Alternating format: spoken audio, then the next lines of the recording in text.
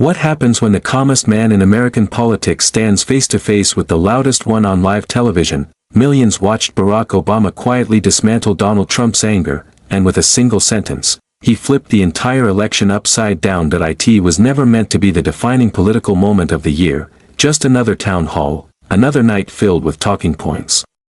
But the moment the cameras warmed up that Tuesday evening, the country was already holding its breath. America was tired. Split. On edge. People weren't just watching, they were waiting for something real. The tension in the air wasn't visible, it was felt.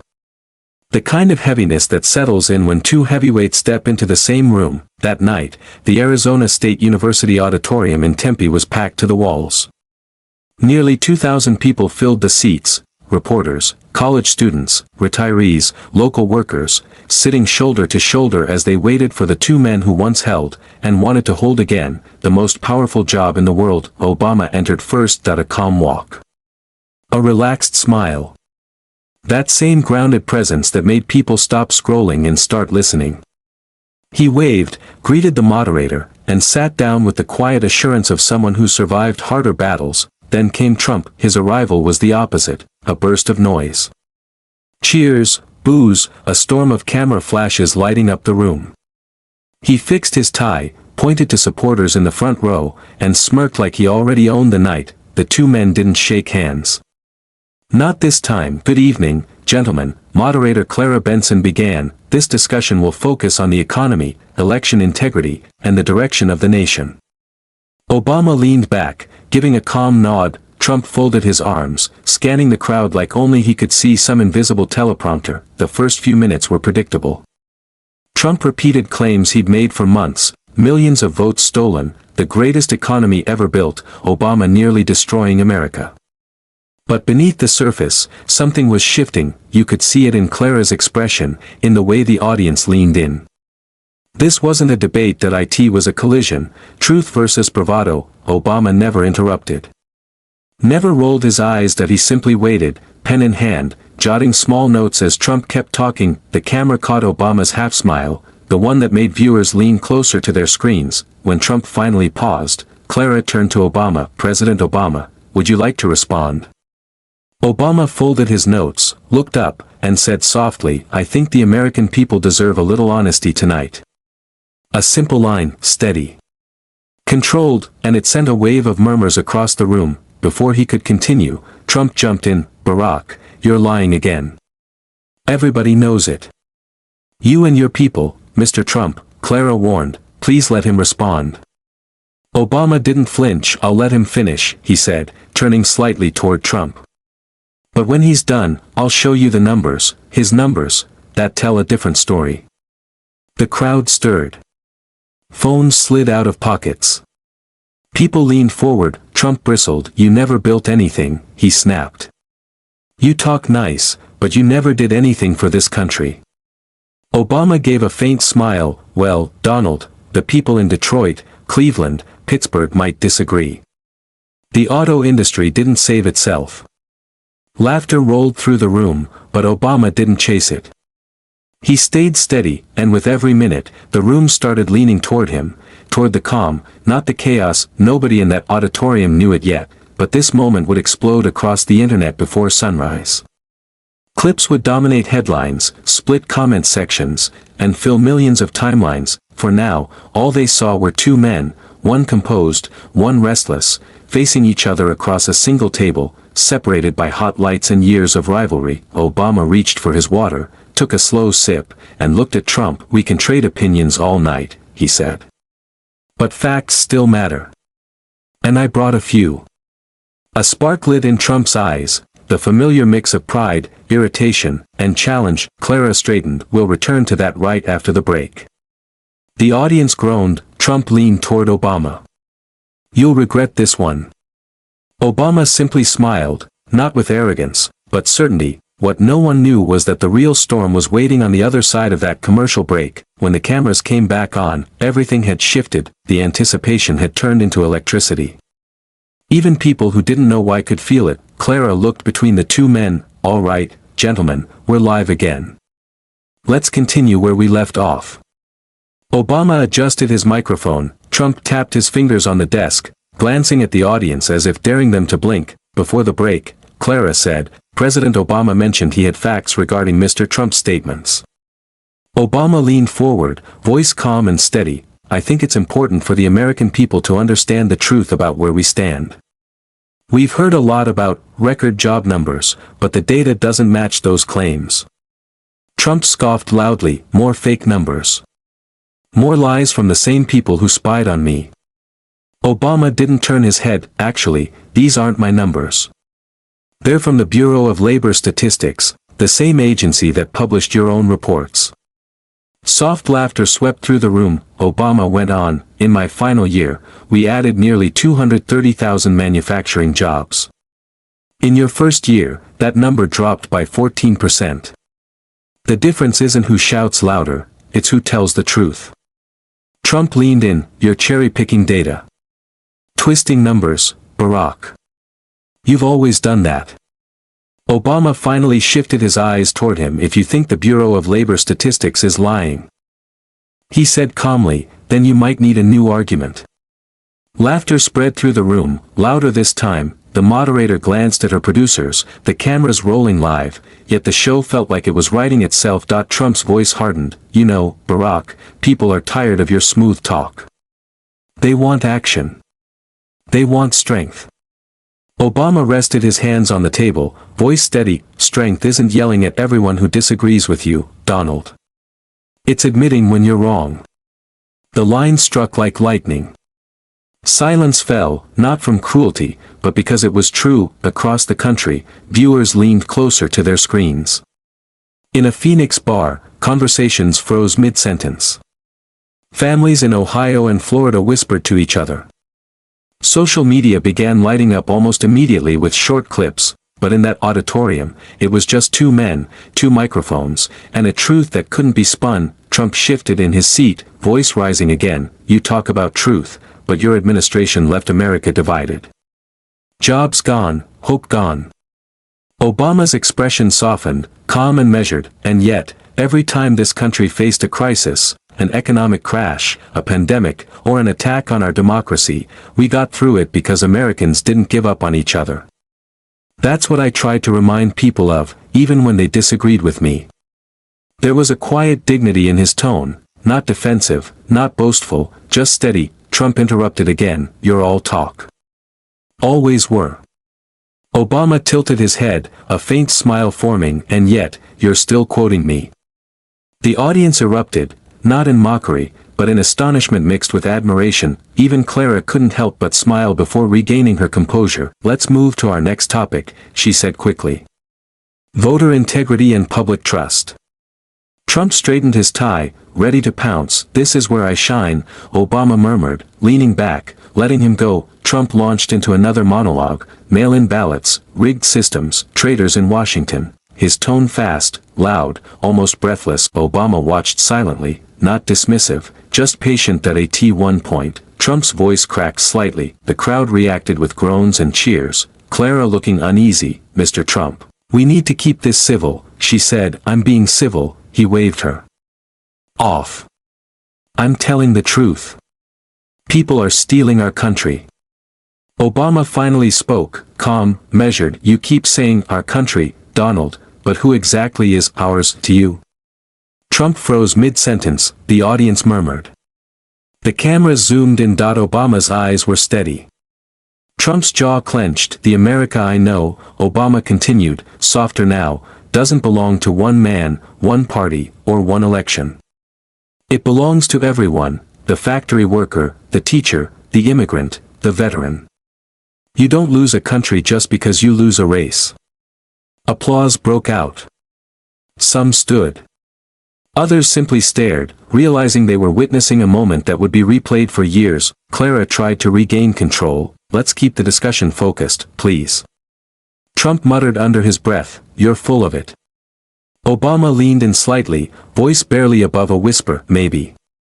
But at least I'm full of facts. The cameras caught it. The audience laughed again, but behind the laughter was recognition. Trump's usual dominance on stage was fading, replaced by Obama's calm command. Clara shuffled her notes. We'll move to a short clip from a previous interview, then return to reactions. Obama looked toward the screen. Trump leaned back, trying to regain composure, unaware of which clip the producers had chosen and how it would change everything in the next few minutes. The lights dimmed slightly, the big screen flickered on, and every eye in the audience turned toward it, unsure what was about to play. Clara adjusted in her chair, earpiece in place. All right. We're going to review a short segment from an earlier interview with Mr. Trump, conducted last month in Dallas. Trump's face tightened. What interview? But before he could protest, the video began. There he was, across from a cable host, gesturing with his usual bravado. Barack Obama raised taxes on the middle class. Everybody knows it. I cut them. That's why the economy boomed under me, he said confidently. The audience watched silently. The interviewer pressed, but Mr. Trump, the nonpartisan tax policy center, found that the largest increases under Obama affected high-income earners, not the middle class. Trump waved it off. Fake numbers. Total fake. Obama destroyed jobs. I created them. Simple as that. The video cut, leaving the auditorium in heavy silence, the kind where you can hear everyone breathe. Clara turned to Trump. Mr. Trump, would you like to clarify or add context? Trump's lips tightened into a strained smile. Yeah, I'd love to. I said it then, I'll say it now. Obama raised taxes, people suffered, I fixed it. Obama adjusted his tie, calm as ever, glancing first at Clara, then the audience, then back at Trump. Donald, you keep saying you fixed something, but the numbers tell a different story. Under my administration, we cut taxes for small businesses and working families. Under yours, the majority of cuts went to the top 1%. Trump slammed his hand on the desk. Wrong. Totally wrong. Obama didn't flinch. The Congressional Budget Office confirmed it. The data is public. Anyone watching can check.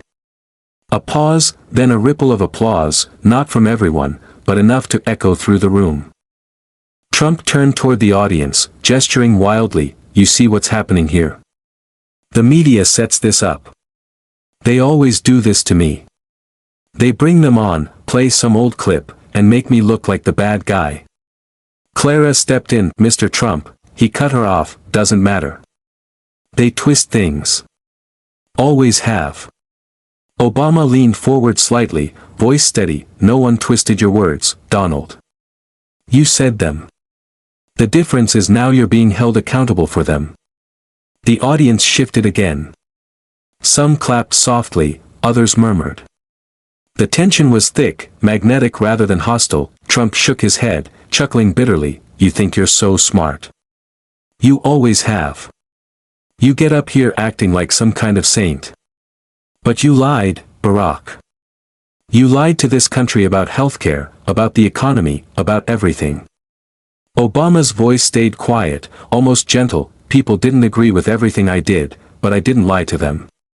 And if I made mistakes, I owned them. Trump barked a laugh. You owned them. Please. You spent 8 years blaming everyone else. Obama shrugged lightly. I don't remember blaming the media or the voters every time something went wrong. The audience reacted, louder this time. The energy in the room was shifting. What had started as Trump's confident showmanship was beginning to crack under the weight of Obama's calm persistence. Trump's face reddened. You think you can lecture me? You ruined this country before I came in and saved it. Obama glanced at him, then at the audience. That's an interesting version of history, he said softly. But history has receipts. The room broke into laughter. Even Clara couldn't hide a small smile as she tried to regain control. Gentlemen, please. Obama raised his hand slightly. I'll stop there. The people watching can decide what sounds more believable, data or slogans. Trump sat back, crossing his arms, glaring. His breathing was heavy. The camera captured the tightness in his jaw. For a few seconds, no one spoke. The sound technician later said you could hear the air conditioning kick on. That's how quiet it got. Then Trump turned toward Obama again. You think you're untouchable because people like you on TV? I made this country strong again. You had your chance and you blew it. Obama's expression softened, but his words carried weight. Donald, strength isn't measured by how loud you shout, but by how well you listen. It landed. A mix of awe and discomfort rolled through the crowd. Trump looked ready to respond, but Clara cut in quickly. All right, let's move to our next segment. This one's about public trust and leadership integrity. Trump scoffed under his breath. Oh great, more lectures. Obama chuckled quietly. Don't worry. I'll keep it short. Clara took a breath, sensing the tension. This next question comes from an audience member in attendance tonight. A young woman stood, mid-20s, wearing a navy blazer. I'm Jessica Reed from Tucson, a small business owner, she said. My question is for both of you, what makes a leader trustworthy? Trump jumped in immediately. Results. That's what makes a leader trustworthy. People trusted me because they saw what I built. The microphone passed to Obama. He leaned forward, eyes steady. Trust is earned when you stop talking about yourself and start thinking about others. It's not what you build, it's who you build it for. The audience applauded again. Clara tried to calm them, but the energy wouldn't settle. Trump shifted in his seat. Yeah, sure. Easy to say when you're out of office. Obama didn't look away. Some of us don't need the office to serve. The crowd roared. Clara had to raise her voice over the noise. All right, all right. Let's take a short break. As the cameras faded to black, Trump leaned toward Obama and muttered something. The microphones didn't catch it. Obama exhaled softly, face unreadable. At home, viewers were glued to their screens, waiting to see how far Trump would go to regain control. When the show returned from the second commercial break, the energy in the auditorium had shifted, from tension to curiosity. The crowd could feel that something was building. The last exchange had already gone viral online, but no one in the room knew what was coming next. Clara glanced at the paper in her hand. Her producers had slipped her a note during the break. She looked up, cleared her throat. Before we move on, we have a brief clip to play for context regarding tonight's discussion on the economy and public trust. Trump frowned. Another clip? Are you serious? Clara nodded. Yes, sir. It's from a press conference held last year in Palm Beach. Trump waved his hand dismissively. Go ahead. I've done thousands of those. The screen behind them flickered to life again, showing Trump at a podium flanked by American flags, speaking to reporters. The timestamp read March 2024, I created the greatest job market America's ever seen. Obama left the cupboards bare, we had to rebuild everything from scratch. A reporter's voice cut in, Mr. Trump, data from the Bureau of Labor Statistics shows that the job growth trend you're describing actually began in 2010 under the Obama administration. Trump leaned into the microphone. That's fake news. Totally fake. Obama didn't even know how to run a lemonade stand. We built the economy from nothing. The video cut to black. The crowd reacted instantly, gasps, a few nervous laughs, scattered whispers. Clara turned to Trump. Mr. Trump, do you stand by those statements? Trump forced a smile. Of course I do. Everything I said was true. Obama left this country in ruins. Ask anyone who's not part of the media machine. Obama leaned slightly forward. May I respond to that? Clara gestured for him to continue. His tone was quiet but firm. You know, when I first took office back in 2009, the country had just gone through the worst financial crisis since the Great Depression. Millions of people lost their homes, their jobs, their savings. But through hard work, not tweets, not slogans, we pulled this country back on its feet. Trump smirked. You didn't pull anything back. You got lucky. Obama smiled faintly. I don't think millions of Americans rebuilding their lives counts as luck. The crowd clapped, but he wasn't finished. I remember visiting factories in Michigan and Ohio, where people told me they didn't think they'd ever work again. But they did, because we invested in them, because we believed in them. You can't rebuild a country if you don't respect the people who make it run. The applause grew louder. Trump raised his hand, trying to cut in. You talk about respect, but you spent 8 years apologizing for America. Obama didn't look at him. Respect isn't weakness, Donald. It's what keeps this country together when everything else is falling apart. The room fell silent again. Trump leaned into the microphone, almost whispering, "We're good at talking. Always were." Obama glanced at him. "And you're good at proving why talking matters." Laughter erupted, but not cruel laughter, more a release of the tension that had been building since the start of the broadcast. Clara tried to regain order. "Let's keep this professional, please." Trump turned toward her. "I am being professional. But this is a setup. They always do this, play one clip, twist my words."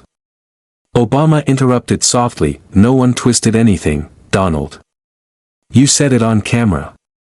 You can't run from your own voice." Trump slammed his palm on the table. "That's enough." The audience gasped. For the first time, Obama leaned back in his chair, eyes fixed on Trump, not angry, not smug, just watching. "People can handle the truth," he said quietly. "You should try it sometime." Clara stepped in immediately. "All right, gentlemen, let's move forward." But the damage was done. The crowd wasn't on Trump's side anymore. Energy had shifted completely. A few rows from the front, an older veteran in a baseball cap whispered to his wife, "He's losing it." She nodded, eyes still locked on the stage. Backstage, producers whispered frantically through headsets. Leo Patterson, a young technician, muttered, "This is going to blow up by morning." He wasn't wrong. Within minutes, short clips of the exchange were posted online. Obama's line, "You can't run from your own voice," spread across platforms faster than anyone could track. Comment sections filled with arguments, debates, disbelief. In the auditorium, time seemed to slow. Trump was fuming. Obama was calm. Clara knew she had to move things along. "Let's turn to our audience again," she said. "We have a question from a voter in attendance." A man in his 40s stood. "Anthony Lewis, a truck driver from Mesa, this question's for both of you," he said. "Do you think honesty still matters in politics, or is it all just about who can shout the loudest?" Obama leaned toward the mic first. "Honesty always matters. Because when the shouting stops, people still have to live with what you've said. Leadership isn't about volume. It's about integrity." Trump laughed sharply. "Integrity? You spied on my campaign." Obama shook his head slowly. "Donald, at some point, you've got to stop fighting ghosts." The room erupted again, laughter mixed with disbelief. Even Clara had to pause to regain control. Trump muttered under his breath, "You'll see. They'll all see." Obama looked at him calmly. "They already are." That moment, that exchange, became the single most replayed clip of the broadcast. The tension, the composure, the truth landing harder than any insult. By the time the next segment began, the Arizona State Auditorium had completely transformed. The audience had gone from curious spectators to witnesses of something much larger than a debate, a reckoning, unfolding in real time. The camera panned in on Obama. He wasn't smiling now. His expression carried the quiet seriousness of a man who understood that rare, unscripted moments like this could echo for years. Clara Benson adjusted her papers, voice steady but cautious. "We're moving into our next topic, leadership under pressure." She glanced briefly at both men. "Mr. Trump, since you've raised several points about honesty and integrity, why don't you start?" Trump straightened, confidence returning to his tone. "Thank you, Clara. Look, I've always said it, I'm not a politician. I'm a builder. I'm a businessman. I've actually created jobs. Here he's just another talker, 8 years, nothing but speeches."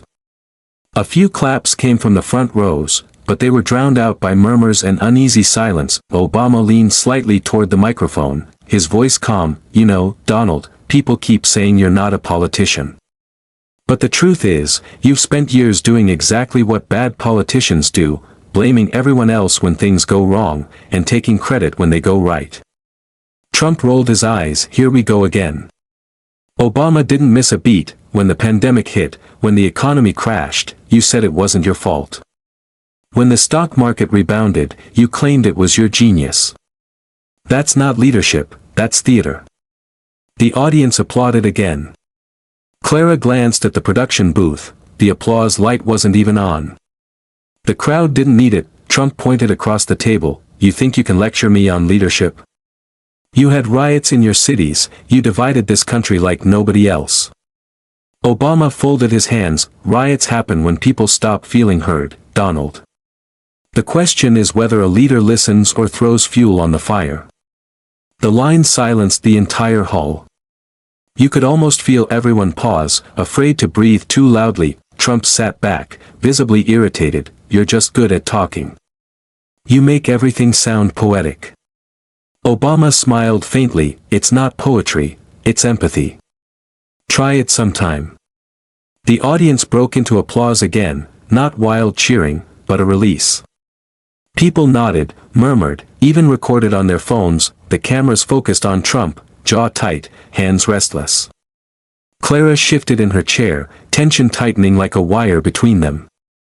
She moved to the audience. Let's get another question. A middle-aged man stood in the second row. My name is Robert Hernandez. I'm from Glendale. How do you both define leadership when people don't trust what they see anymore? Trump jumped in immediately. You define it by winning. You win elections, you build things, you fight the corrupt media. That's leadership. Obama waited for him to finish, then leaned forward, eyes steady. You define it by consistency. By telling people the truth, even when it's inconvenient. By showing up when things fall apart instead of looking for someone to blame. The crowd clapped again. Trump laughed loudly. You really think people believe that? You had 8 years to tell the truth, and you failed. Nobody remembers your speeches anymore.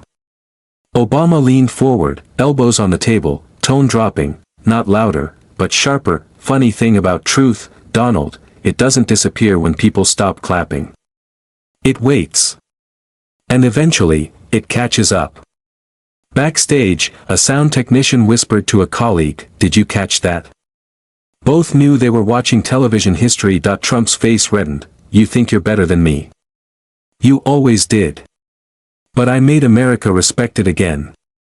Obama turned toward him, expression calm. You made America louder, not respected.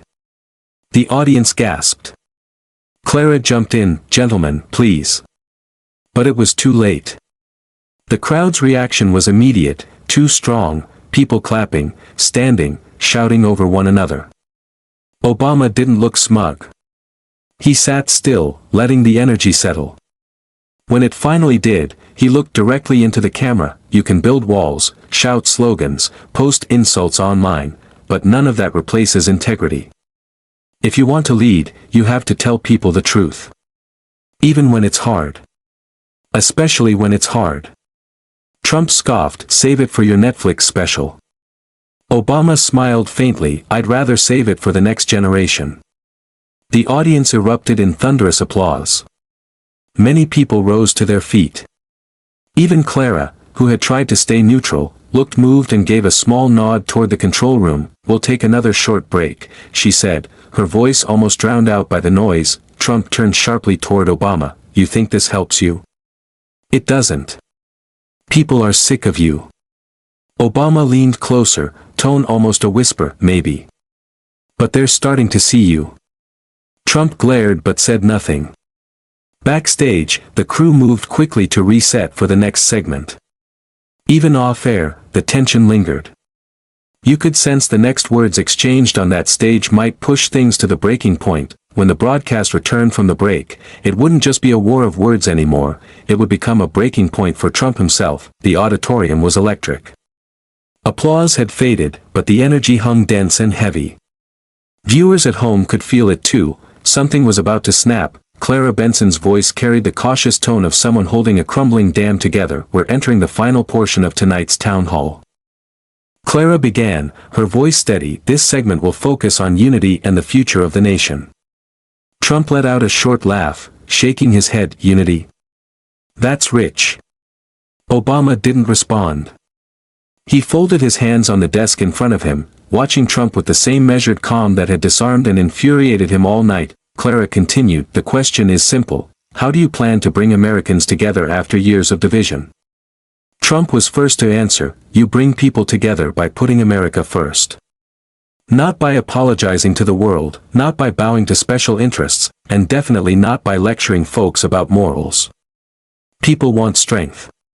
They want toughness. He turned slightly toward Obama. They don't want another professor telling them how to live. The audience murmured. When it was his turn, Obama spoke softly, strength isn't the same as loudness. Unity doesn't come from shouting at people until they agree with you. It comes from listening to the ones you don't like, even when it's uncomfortable. Trump leaned forward, scoffing, you're preaching again. That's what you always do, preach. Obama's tone remained steady, and you're proving my point. The audience laughed, not cruelly, but knowingly. Trump's expression tightened. He leaned closer to his microphone. You love pretending you're calm and collected, don't you? But you're fake, Barack. Everyone knows it. You say the right words, but you don't mean them. Obama didn't look away. People may not agree with everything I say, Donald, but they know I mean what I say. Trump's voice rose, no, they don't. They know you're a fraud. You spied on my campaign. You weaponized the FBI. Clara cut in quickly, Mr. Trump, please keep this within the topic of unity. Trump ignored her, he's corrupt. He lied to this country for 8 years. The audience started to boo, not loud, but noticeable. A few shouted for him to calm down. Trump pointed toward the crowd, tone sharp, you're all part of it, the media, the elites. You don't want people to hear the truth. Obama glanced at Clara and quietly said, it's okay. Let him finish. Trump turned back to him, breathing hard, you think you're better than everyone. You act like you're perfect. Obama's reply was calm, almost too calm, no one's perfect, Donald. But some of us try to learn from our mistakes instead of repeating them. That was it. That line pushed Trump past the edge. He slammed his hand on the table, making the microphone pop. You're a liar, he shouted. A complete liar. The audience gasped. A few people in the back stood. Clara tried to intervene, raising her voice, now, Mr. Trump, please, but he was already leaning forward, pointing at Obama, you think the people are stupid. You think they forgot what you did to this country. Obama remained still, eyes steady. When he finally spoke, his voice was low, deliberate, unshaken, you're angry, Donald, and I understand that. But anger isn't leadership, it's fear in disguise. The crowd erupted. Applause, cheers, a few gasps. The cameras cut between the two men, one red-faced and fuming, the other sitting with the stillness of a man who'd already won the argument. Clara's voice came through the noise, let's take a brief moment. Trump cut her off, no. I'm not done. You're letting him say whatever he wants. Clara looked toward the control room, uncertain. The producers were signaling frantically to stay live.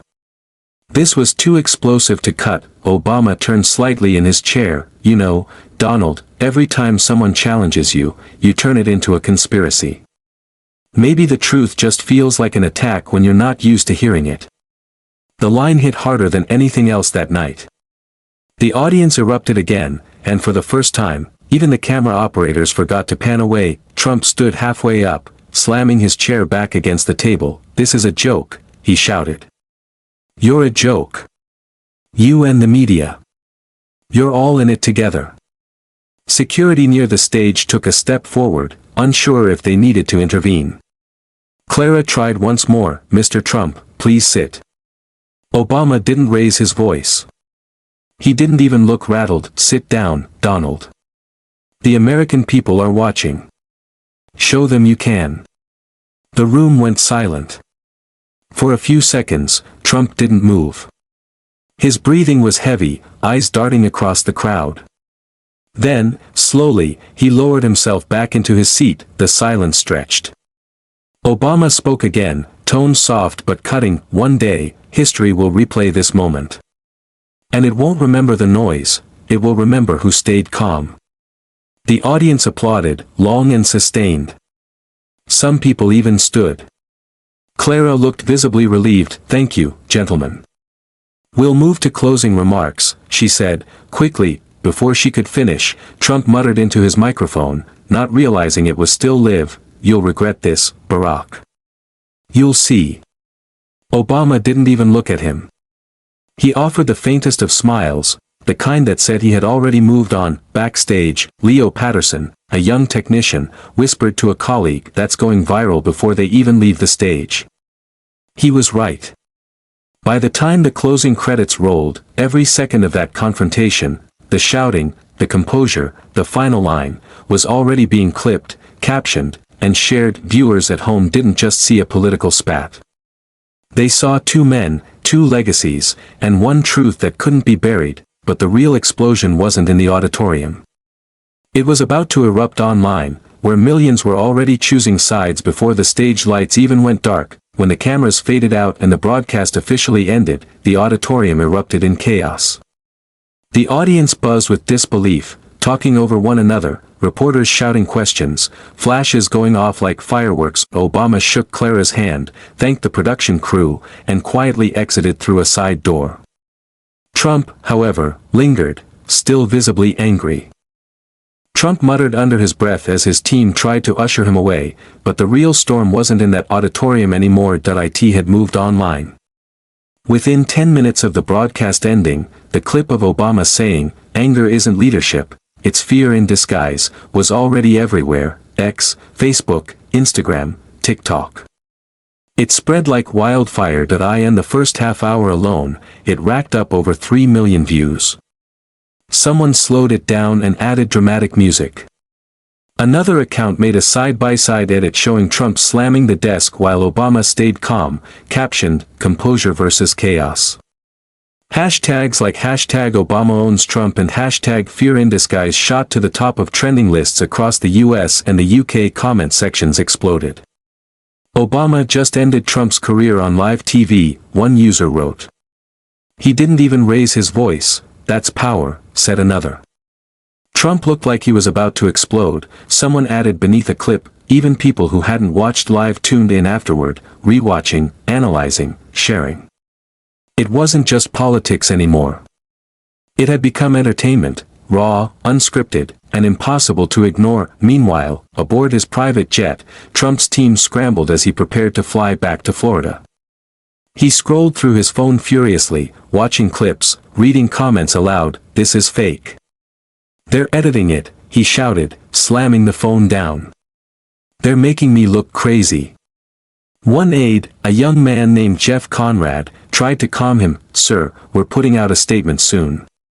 We can spin this, just don't," but Trump cut him off, already grabbing his own phone. "No, I'm not waiting for some intern to fix this. I'll handle it myself." Minutes later, his post started flooding in. "Total setup tonight. Obama and fake media working together again. They edited everything to make me look bad. Disgraceful. Obama lied for 8 years, and now the media kisses his feet. Sad." The posts came fast, one after another, each angrier than the last. Cable news picked it up immediately. On CNN, a split screen showed Obama's calm exit from the auditorium on one side, Trump's tweets on the other. Anchor Dana Wallace leaned forward. "If you're just joining us, what was meant to be a discussion turned into a meltdown." President Obama stayed composed while Trump, well, didn't. Even conservative outlets had to react. On Fox News, commentator Grant Ridley struggled to defend him. "Look, the former president has a right to be upset, but that moment on stage didn't look great. Optics matter." By midnight, Obama's team hadn't released a single statement. Nothing. That silence only amplified the sense that he had already won. Meanwhile, Trump's posts were starting to backfire. Screenshots of his all-caps rant circulated online with sarcastic captions. "Someone check on him, Obama broke him again." In downtown Phoenix, a group of college students gathered outside a late-night diner, watching the replay on someone's phone. "Man, did you see Obama's face when Trump started yelling?" one laughed. "He looked like he was watching a toddler throw a tantrum." But not everyone found it funny. In rural corners of the country, reactions were quieter, uneasy, charged with a different kind of tension. Trump's most loyal supporters flooded platforms like Truth Social and Telegram, calling the broadcast a media trap. Within hours, conspiracy videos appeared, claiming the microphones were rigged, the moderator biased, and that deep state producers had planted the video clip in Tempe. Leo Patterson, the young technician who had predicted the clip would go viral, sat in the control room, staring at the relentless notifications. "We just broke the internet," he muttered to a colleague. "Think they'll rerun it?" the coworker asked. Leo shook his head. "They don't have to, it's already everywhere." By dawn, the numbers were staggering, 42 million total views across platforms, with every major network replaying the confrontation at least 5 times. Morning shows led with headlines like, "Obama stays cool as Trump erupts live on air," and "The moment that shook the campaign trail." One social media user wrote, "Felt like watching history in real time." Obama reminded everyone what leadership looks like. Even casual observers, normally indifferent to politics, tuned in, sharing the clip. It transcended ideology. It became a symbol of calm versus chaos, logic versus fury. At 8 a.m., Obama broke his silence, posting a single line on X, "The truth doesn't need to shout." No hashtags, no photos, just that. It went viral instantly, millions of likes pouring in within the first hour. News anchors read it live on air. Its quiet, direct tone was devastatingly effective. Seconds later, Trump fired back, "The truth is Obama's still lying, always has been." Memes flooded in. One paired Obama's line with a screenshot of Trump's angry expression, captioned, "Volume doesn't equal victory." By noon, polls were already shifting. A CBS flash poll showed 68% of viewers thought Obama had won the exchange. Even 22% of registered Republicans admitted he came across as more presidential. Inside Mar-a-Lago, the atmosphere was tense. Trump's advisors, bleary-eyed from the long night, huddled around a marble table littered with empty coffee cups and half-eaten sandwiches. Jeff Conrad, the aide who had tried to stop Trump from posting the night before, fielded endless reporter calls. "We're not making any additional comments at this time," he repeated, his voice trembling. Trump, slouched in a chair, scrolled through his phone muttering, "They're all liars, every single one of them. Obama didn't beat me, the media did." "Sir, maybe we should stay quiet for a bit, let this pass," Jeff suggested softly. Trump snapped his head up. "Quiet? That's what losers do." He stood abruptly, eyes blazing, but an hour later, in his private studio, filming a rebuttal video, something had shifted. The bravado remained, but the confidence, the rhythm that once made him untouchable, seemed off. The camera light turned red. "Last night was a disgrace. Total media corruption. Obama's a liar, and the world knows it." His tone was sharp, his gestures exaggerated, but online, the response was brutal. Clips were remixed, mimed, and memed within minutes. Someone even overlaid soothing meditation music behind his rant, captioned, "Meanwhile, Obama's still calm." That same morning, Obama was across the country in Sacramento, California, quietly attending a community roundtable on youth education. No reporters, no fanfare, just teachers, students, and parents sitting in a circle. A teenage student asked, "Mr. Obama, weren't you mad when he started yelling at you like that?" Obama smiled faintly. "Anger's natural," he said. "But if you let it steer the conversation, you stop driving. The truth doesn't need you to shout, it just needs you to stand still long enough for people to see it." One of the teachers nodded. "That line, it hit a lot of us." Obama chuckled softly. "Good. Maybe that's a start." His team didn't issue statements. They didn't hold press conferences. They didn't need to. Public perception was doing all the work. Back in D.C., political strategists went into overdrive. On MSNBC, analysts were already calling it a turning point. "Obama just reminded America what presidential looks like," one strategist said. "And that's dangerous for Trump, because you can't attack calm." By noon, the White House press corps was demanding comment. The current administration issued a carefully worded statement calling for civility in political discourse. Neutral in tone, but everyone understood the target. The backlash against Trump didn't stop with the media. Republican lawmakers began distancing themselves subtly, emphasizing composure over chaos. One senator told reporters, "Sometimes restraint says more than rage ever could." Meanwhile, Obama's quiet dignity dominated the story. Editorials praised him for modeling statesmanship in a fractured era. The Washington Post ran, "Obama's calm goes viral and redefines leadership in 90 seconds." By evening, the narrative was unstoppable. Online petitions urged Obama to return to the campaign trail to restore honesty. Talk shows debated whether he had inadvertently shifted the course of the election. Trump, infuriated, doubled down that night. On a conservative network's live call-in show, he shouted over the airwaves, "The fake media is trying to crown Obama king. People know the truth, they love me, they always have." The host nodded awkwardly, unsure how to respond. The next morning's headlines were merciless. Politico, Obama didn't argue. He didn't fight. He simply reminded the country what decency sounds like. Even Trump's allies admitted, off the record, that the damage was irreversible.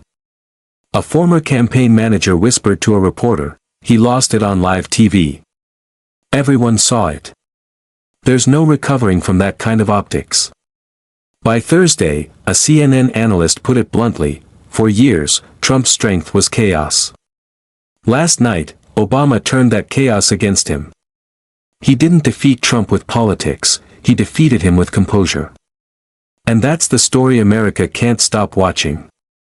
One man's anger colliding with another man's calm, the undeniable power of restraint winning the night. Behind the cameras, Obama's team reflected quietly, not celebrating, just wondering what this moment might mean for the future of political discourse in America.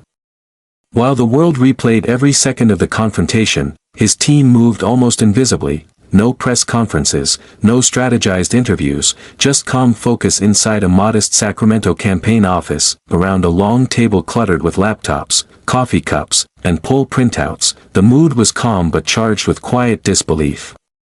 Marian Blake, Obama's longtime communications director, stared at her screen. 48 million views, she whispered, and that's just one clip, not the full broadcast. Across from her, Andre Wallace, a young digital strategist, shook his head. "It's everywhere, Reddit, TikTok, even YouTube compilations with movie soundtracks. The internet turned this into mythology overnight." Obama entered the room, wearing jeans, a gray sweater, and that same unhurried composure that had defined the moment. The chatter stopped immediately. "Sir, we didn't expect," Marianne started. He held up a hand, smiling. "You've been calling me sir for 15 years. You can stop now." A few laughs broke the tension. Andre leaned forward, eyes wide. "Mr. Obama, do you want to respond publicly? Every outlet is asking for a comment."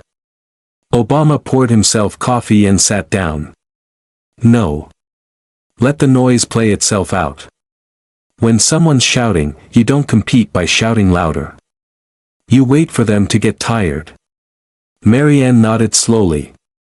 "It's working. Polls are flipping fast." Obama gave a faint smile. "That's not the point." "Then what is?" she asked, to remind people that calm isn't weakness. Morning light cut across the parking lot. The chatter of reporters drifted faintly through the glass. Andre turned his laptop around. "You've seen this meme, right?" On screen, Trump slamming the desk paired with Obama's line, "Anger isn't leadership. It's fear in disguise." Caption, "History books loading." Obama chuckled softly, "People have a way of exaggerating things." Marianne frowned. "Maybe, but this feels different." The world saw something raw, no filters, no spin, just restraint. Obama leaned back, thoughtful. "That's what I was hoping for." Back in Florida, the mood was very different. Inside Mar-a-Lago, Trump's inner circle was unraveling. Jeff Conrad paced near the gold-trimmed fireplace as Trump shouted into his phone. Get them on the line now. I want every network to hear from me personally. Jeff rubbed his temples. Sir, they're not taking calls right now. They said they'll reach out if a response is needed.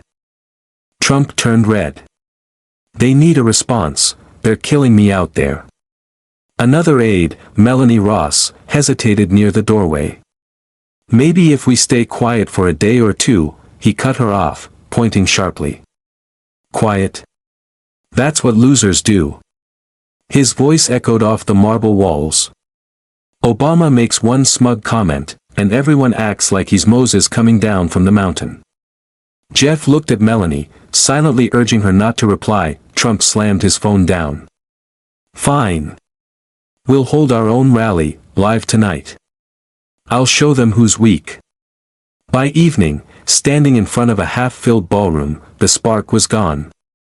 The crowd cheered politely, but the energy was absent. His speech sounded defensive, filled with complaints about fake news and biased moderators.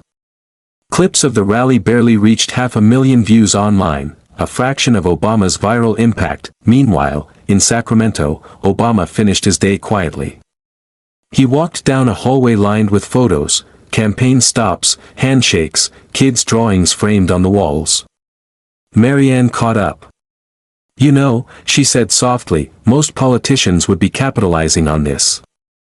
You could use this moment, maybe even endorse someone officially. Obama smiled, shaking his head. Moments like this aren't meant to be used, they're meant to be remembered. He stopped at a window overlooking the city. The sun was setting behind the skyline, washing the streets in gold. The problem with politics now, he said, is that everyone's performing. No one's listening. Last night wasn't about winning. It was about reminding people that the truth doesn't need a stage. Marianne looked at him quietly. You really believe that still matters? Obama smiled faintly.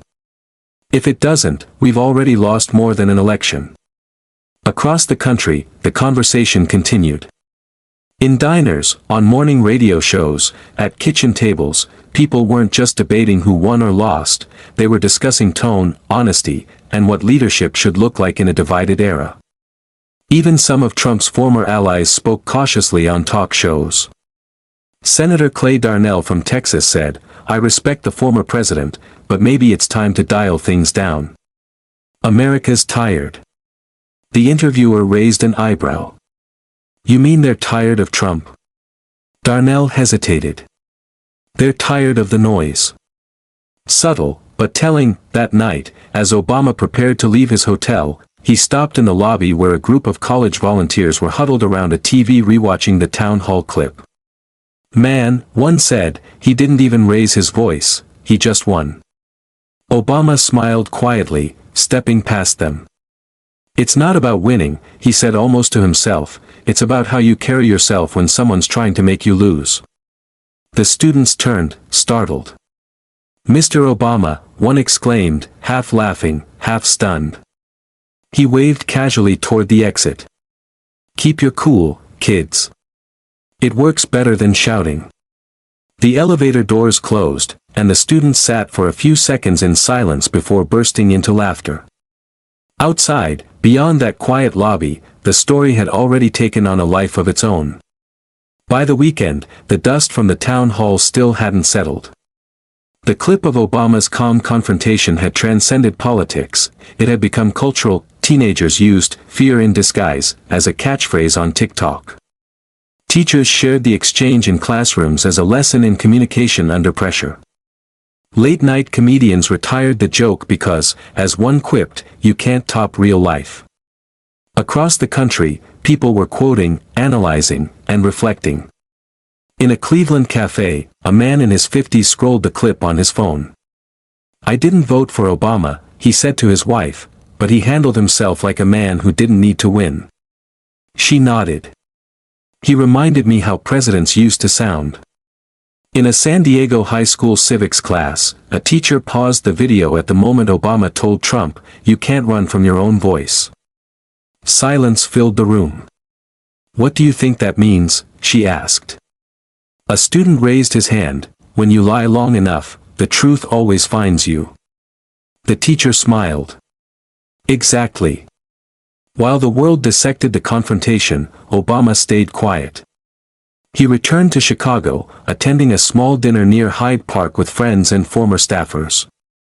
No cameras, no entourage, just quiet conversation over grilled fish and lemonade. You really don't want to comment publicly? Mary and Blake asked. Obama cut a piece of his meal and shook his head. The moment speaks for itself. Every time you explain a truth, you weaken it. Marianne smiled. That's going to be quoted somewhere. He laughed softly. Then make sure they spell it right. Meanwhile, Trump's response only dug him deeper. Over the following week, he posted in bursts, each angrier and more erratic than the last. Even some loyal supporters urged him to take a break. He couldn't. The town hall had dented not just his image, but his control over the narrative. During a live rally in Tampa, he tried to rewrite the story. Obama got lucky. The moderators were biased. Everyone saw it, he shouted. But the crowd's response was muted. Phones glowed as attendees checked the clip he was attempting to discredit. Afterward, a reporter asked, "Mr. Trump, do you regret the town hall?" He turned sharply, voice rising, "No. I regret giving them another chance to lie." The clip went viral again, this time for all the wrong reasons. Comment sections filled with sarcasm, "Still mad after 4 days." Obama's living rent-free in his head. Meanwhile, Obama's popularity continued to climb. Talk shows replayed his lines as timeless quotes. Some outlets speculated he had shifted the tone of the entire election season, not through politics, but through demeanor. That Sunday, he gave a brief, pre-scheduled appearance on 60 Minutes. Sitting across from journalist Elena Price, he appeared relaxed, reflective, and at ease. "President Obama, the country's been talking about your town hall moment for days. You've been praised for your calm under fire. How did you keep your composure?" Obama smiled lightly. "After 8 years in office, you learn the value of patience. Sometimes silence does more than shouting." Elena nodded. "Do you think that's what people are missing in politics?" He paused. "People are tired of chaos. They want adults in the room again, people who see leadership as service, not performance. You don't have to humiliate someone to make a point." Her next question came softly. "Do you think Donald Trump humiliated himself?" He gave that familiar half-smile. "I think he revealed himself. There's a difference." The interview aired that night, drawing record viewership. Commentators praised his poise. One wrote, "He reminded America what dignity sounds like." For many, that was the takeaway, not policy, not politics, but poise in an era where anger often drowned out reason. One calm response had cut through the noise louder than any slogan ever could. Back in Florida, Trump watched the interview replay in silence. Jaw tight, eyes flicking toward the screen. When it ended, he muttered, "We'll see who's laughing next time." There was no one there to answer. In the weeks that followed, new polls reflected what many had already sensed. Voters increasingly valued composure and honesty over boldness and aggression. Commentators credited the town hall as the moment that reshaped the national conversation. For Obama, the lesson wasn't numbers or political points, it was endurance. Even in the loudest era of American history, quiet strength still had power. At a speaking event in Seattle, he summed it up, "When the world's yelling, your calm becomes your message. You don't have to match noise with noise.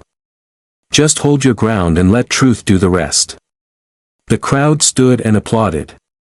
He closed the speech as he had countless others, "Stay thoughtful. Stay kind. And if you ever doubt what one honest moment can do, remember one calm night in Tempe changed more than a conversation, it changed how people listen." He smiled, waved, and walked off stage. In the end, the real victory wasn't proving Trump wrong, it was proving that truth, patience, and composure still mattered in a world that had forgotten how to breathe. And sometimes, the strongest voice in the room is the one that refuses to shout.